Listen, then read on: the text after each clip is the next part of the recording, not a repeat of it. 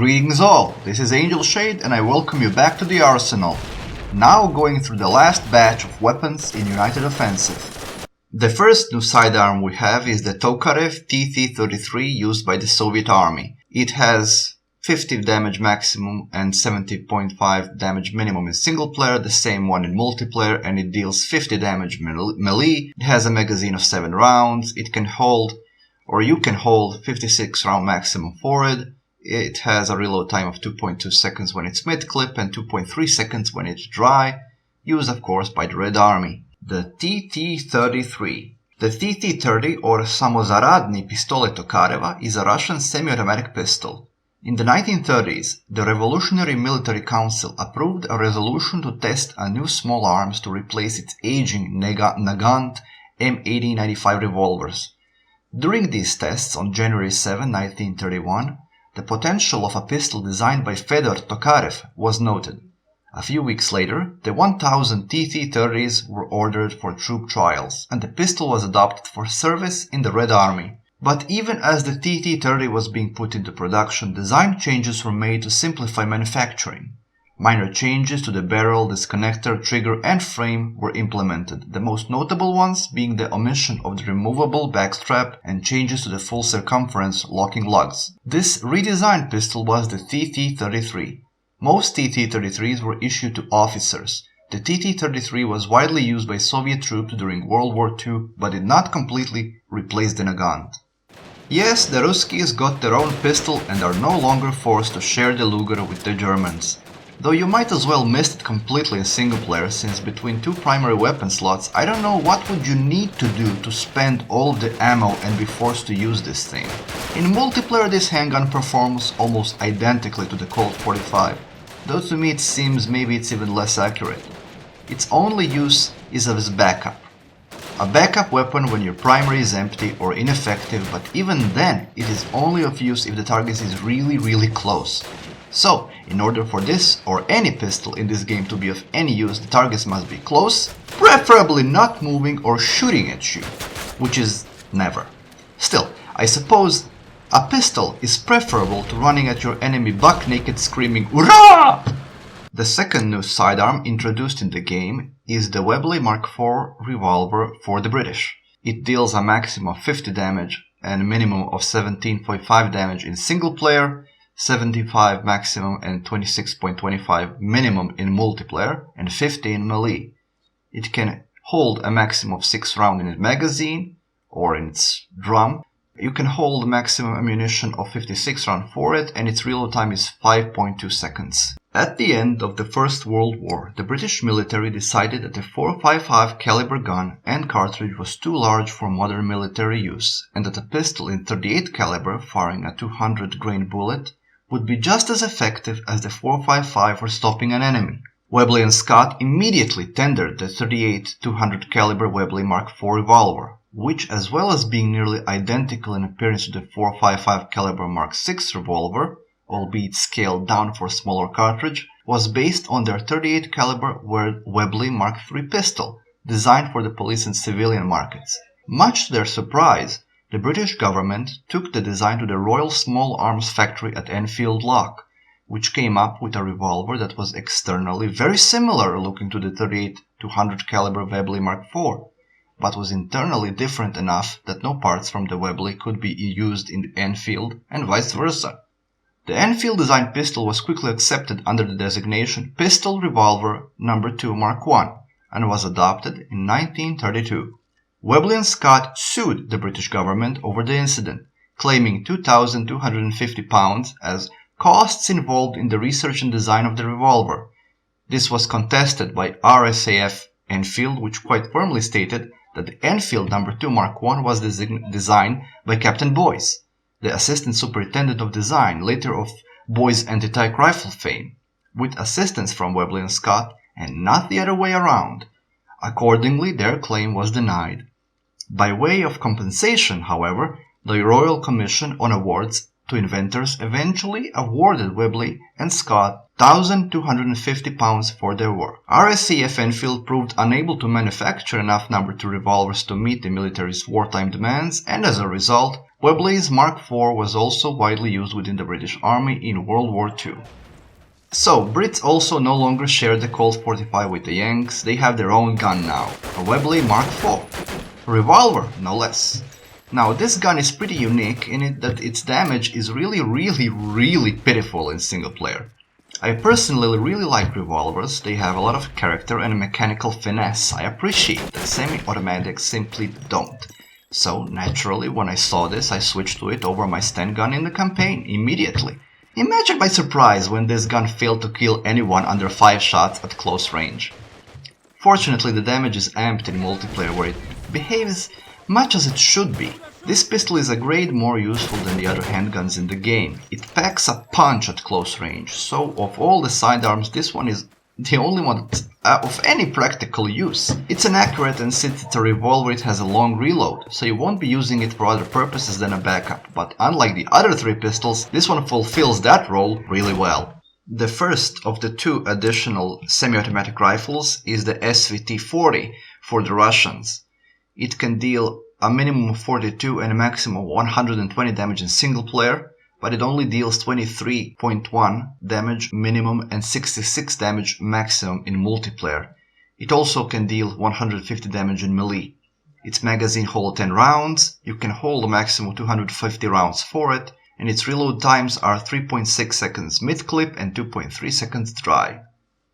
The SVT-40, let's see if I can get this in Russian. The samozaradny,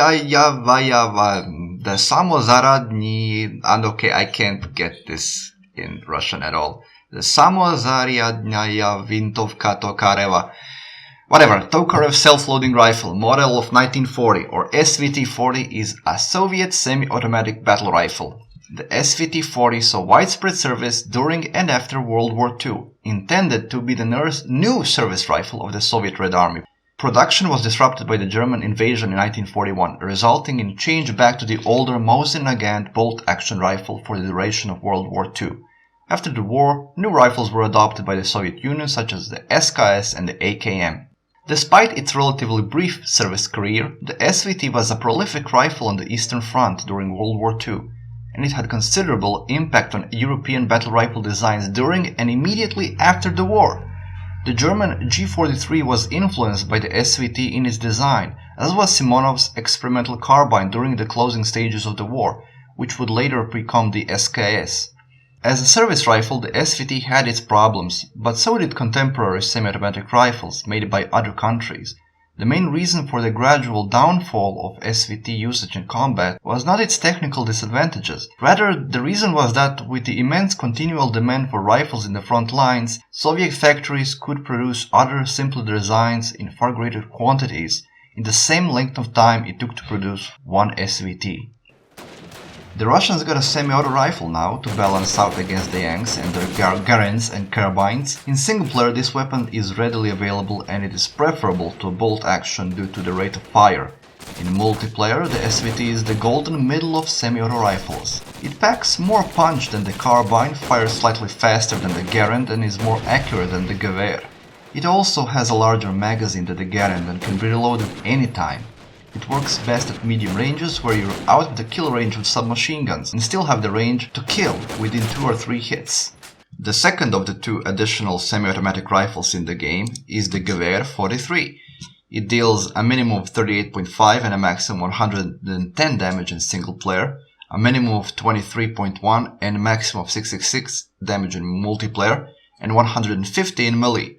It also carries a mag of 10 rounds, and you can carry a maximum of 250 rounds for it. Its reload times are 3.9 seconds mid-clip and 3 seconds when it's dry. The GEWEHR 43 or Karabiner 43, abbreviated G43, K43, GEV43, KAR 43, is a 7.92mm Mauser caliber semi-automatic rifle, developed by Nazi Germany during World War II. It was a modification of the earlier G41W, using an improved gas system similar to that of the Soviet TOKAREV's SVT-40. Germany's quest for a semi-automatic infantry rifle resulted in 2 designs, the G41M and the G41W, from Mauser and Walter Arms respectively.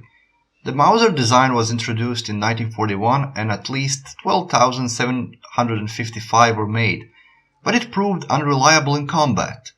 The Walter design fared better in combat but still suffered from reliability problems. In 1943, Walter combined a new modified gas system with aspects of the G41W, providing greatly improved performance. It was accepted and entered into service as the GEWEHR 43, renamed Karabiner 43 in April 1944, with production amounting to just over 400,000 between 1943 and 1945. The GEWEHR 43 is the German semi-automatic rifle, and it's very similar to the SVT. Historically, this is due to design being directly inspired by the SVT. Both rifles are so similar in performance and design you can mistake one for the other very easily. It deals similar damage to the SVT and has the same 10-round magazine. It's slightly less accurate than the SVT, but that's more to do with the recoil.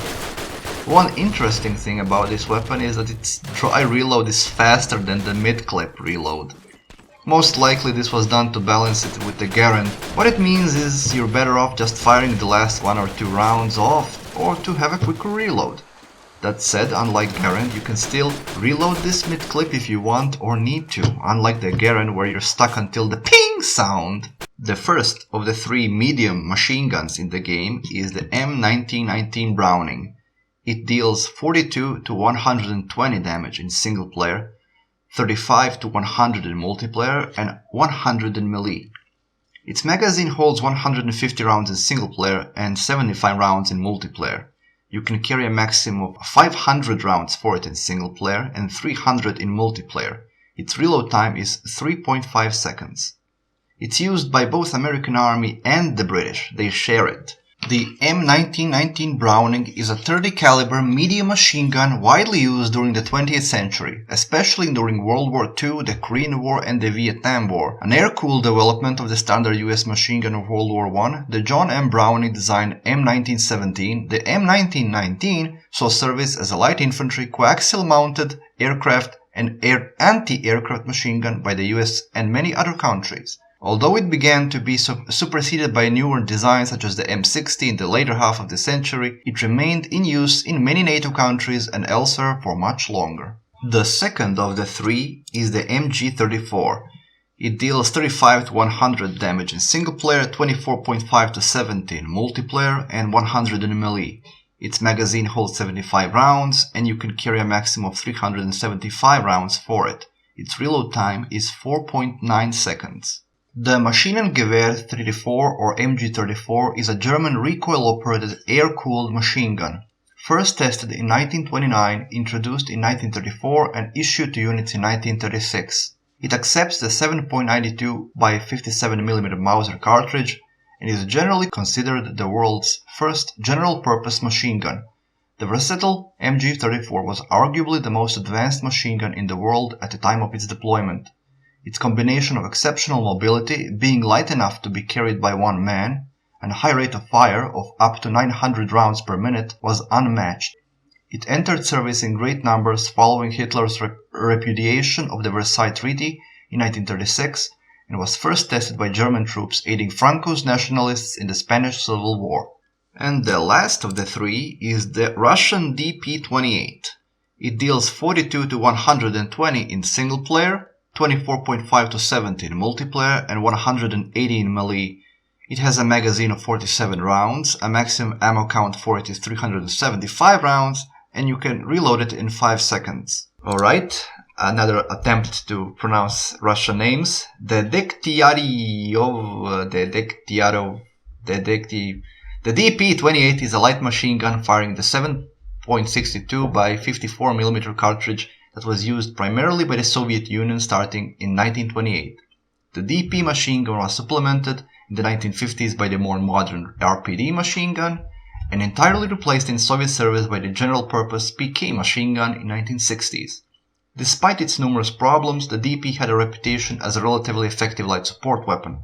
It was nicknamed the record player by Red Army troops because the disc-shaped pen magazine resembled a gramophone record, and its top cover revolved while the weapon was fired. Because of a serious design flaw in the game, I will discuss all three medium machine guns as a whole. See, while on paper having a medium machine gun that can be deployed on a bipod in the game to fill a supporting fire role is a great idea, the execution of said idea in this game is piss poor to say the least. There are three of these bullet hoses in the game, the M1919 Browning, which is shared between Yanks and Brits, the Russian DP-28 and the German MG-34.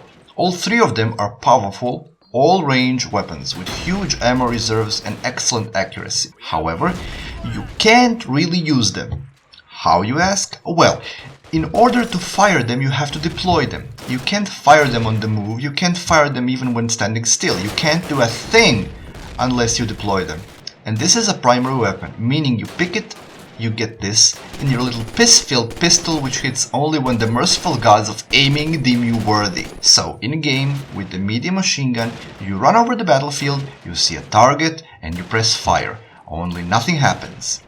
Then you realize you need to hold down the right mouse button so that the bloody thing deploys, which involves laying down on a suitable spot, extending the bipod, fixing the weapon to a surface, giving it a hand job and asking it politely, are you freaking ready to fire now? By this time, of course, your target and his 5 friends have already rendered you into Jackson Pollock carpet stains, meaning the whole story starts again. There is a tactical value in these guns when you're on the defensive and have time to pick a spot to provide fire support from, which is a rare moment. Also, you can deploy your MG on a window or a chest-high wall, provided you have paid tribute to the god of mounting equipment, so it allows you to do so. It's very finicky in allowing you where you can or can't mount your bloody MG, which is annoying at the best of times, let alone when you're being fired upon. As a result, almost no one ever uses these things, which is a bloody shame. Oh, another thing, you can't reload them unless they're demounted. I'm not kidding, unless the gun's on a bipod, prepped and ready, you can't reload them. And the reload itself lasts so long it's quicker to die, crawl to the place of death and mount it again all over again. Thankfully, this is the only Call of Duty game in which a weapon class was messed up this badly. This ends my coverage of United Offensive Arsenal.